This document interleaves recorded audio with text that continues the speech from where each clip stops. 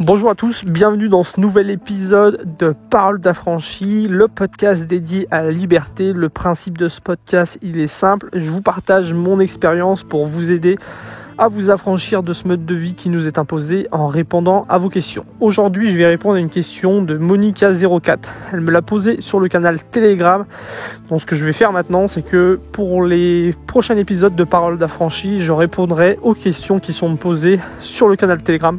Pour ceux qui ne l'ont pas encore rejoint, le lien est dans la description de ce podcast. Alors, Monica elle m'a demandé, a-t-on le droit d'être nomade aujourd'hui en France ? Est-ce que les choses se compliquent et faut-il avoir une bonne boîte postale ?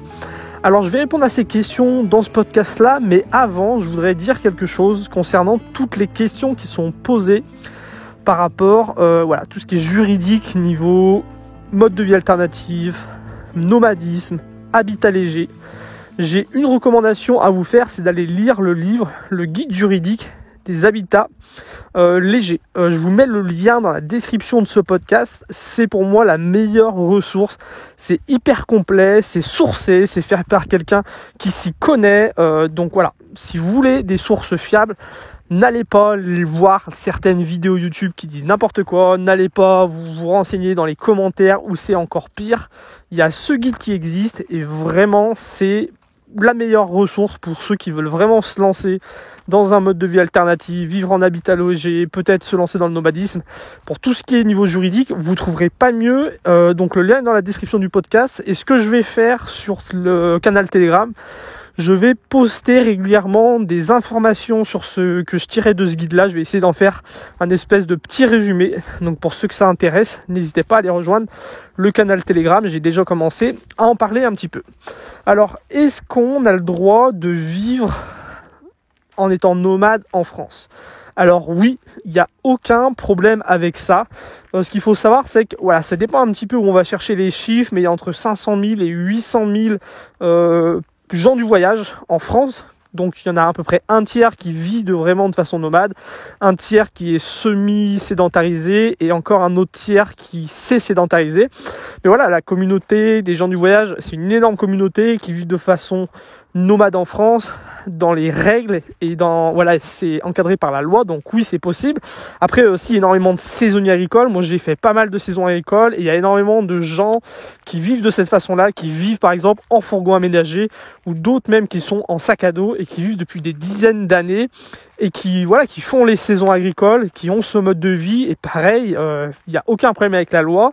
Il y a aussi énormément de gens maintenant qui se lancent, qui sont nomades digital, donc des gens qui travaillent sur internet et qui vivent dans un fourgon, mais aussi dans les hôtels et tout, qui n'ont plus de maison, qui vivent en France, mais aussi qui partent à l'étranger, donc qui ont un vrai mode de vie nomade. Puis voilà, il y a tous les voyageurs, quand tu es nomade, quand tu pars voyager pendant 1, 2, 3 ans comme ça, tu es nomade et il n'y a pas de problème avec la loi. Donc voilà, on a le droit d'être nomade et c'est même encadré par la loi. J'ai aussi beaucoup de questions concernant ou de remarques qui me sont faites comme quoi ça serait de plus en plus difficile. Alors moi je trouve que c'est complètement l'inverse. Je trouve que ça n'a jamais été aussi facile d'être nomade. Déjà, moi ça va faire à peu près 8 ans que je vis de façon nomade.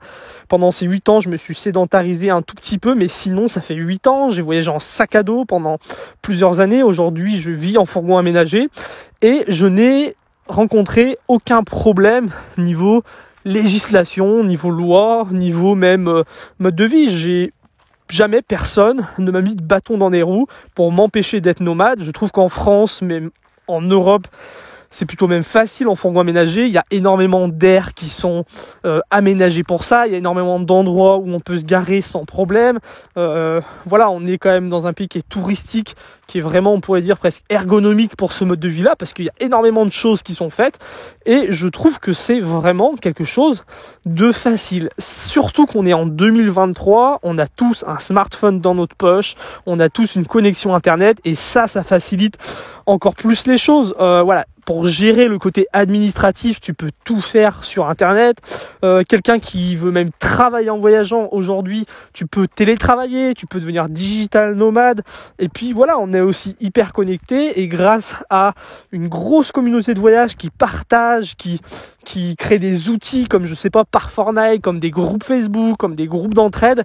Moi, je trouve que grâce à Internet, en 2023, ça n'a jamais été aussi facile et pratique de devenir nomade. Donc, pour toutes les personnes qui auraient peut-être peur, peut-être les personnes aussi qui sont influencées par le contenu négatif qui est créé pour faire du clic, aujourd'hui, c'est possible d'être nomade et c'est même encadré par la loi et ça n'a jamais été aussi facile, je trouve.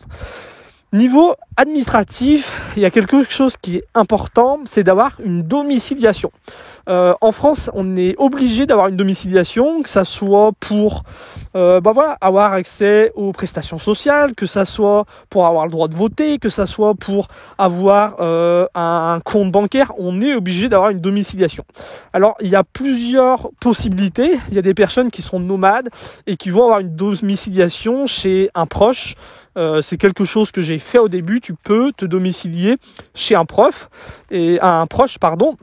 Et la seule chose, c'est que si tu as des revenus, tu vas devoir déclarer tes revenus dans le foyer. Si par exemple tu es chez quelqu'un qui paye pas forcément d'impôts ou qui a besoin des prestations sociales et que toi tu gagnes bien ta vie, que tu es domicilié chez ce proche-là, ça peut lui faire payer des impôts, ne plus avoir de prestations sociales. Il y a ce côté-là qui peut être un peu gênant, donc il faut bien se renseigner avant, mais tu peux te domicilier chez un proche et toi vivre ta vie de nomade. Après, sinon, si tu peux pas te domicilier chez un proche, tu peux te domicilier dans un CCAS ou un CIAS. C'est quelque chose qui est prévu dans la loi. Ça te permet d'avoir une domiciliation. Moi, depuis plusieurs années, ça va peut-être faire 4-5 ans, je suis domicilié dans un CCAS, donc mon adresse, c'est l'adresse du CCAS dans lequel je suis. Pour s'inscrire dans un CCAS, il faut se renseigner sur celui qui est le plus proche de l'endroit où tu as envie de te domicilier. Par exemple, moi, je me suis domicilié dans le village où ma chérie, elle, est domiciliée. Ma chérie est domiciliée chez une personne de sa famille. Parce qu'en fait, quand tu veux être dans un CCAS, logiquement, il faut aller dans un village, dans un endroit où tu as peut-être des proches, une attache par rapport au travail. Moi, quand je me suis inscrit, on m'a pas demandé tout ça. Ça s'est fait très, très simplement. Le CCAS te permet d'avoir une domiciliation et en échange, il va juste falloir donner des nouvelles tous les 3 mois, soit passer sur place pour récupérer ton courrier parce que c'est là-bas que ton courrier va être stocké. Moi, je ne reçois pas de courrier, donc j'ai souvent besoin de les appeler une fois tous les 3 mois pour leur faire signe de vie. Et après, le CCAS, il doit être renouvelé tous les ans. Ça dure qu'1 an, donc tous les ans, par contre, il faut le renouveler. Après, si ça fait plusieurs années que tu es dans un CCAS et que ils sont habitués à toi, il n'y a pas de problème. Normalement, c'est des gens qui s'occupent de ça, qui sont habitués à tout ce qui est démarche administrative, côté social et tout. C'est à chaque fois des gens très compétents. Moi, à chaque fois que j'ai eu affaire à ces personnes, c'est des personnes très compétentes. Et du coup, c'est possibilité de le renouveler en étant à l'étranger, ça se fait. Donc voilà, le CCAS va te permettre d'avoir une domiciliation et du coup d'avoir une adresse pour avoir un compte en banque, pour recevoir du courrier, pour avoir les prestations sociales si tu en as besoin, te permet d'avoir tout ça. C'est la seule chose vraiment qui est indispensable quand on devient nomade et qu'on ne peut pas se domicilier ailleurs. Si tu décides d'avoir une entreprise, il existe aussi des services pour domicilier ton entreprise.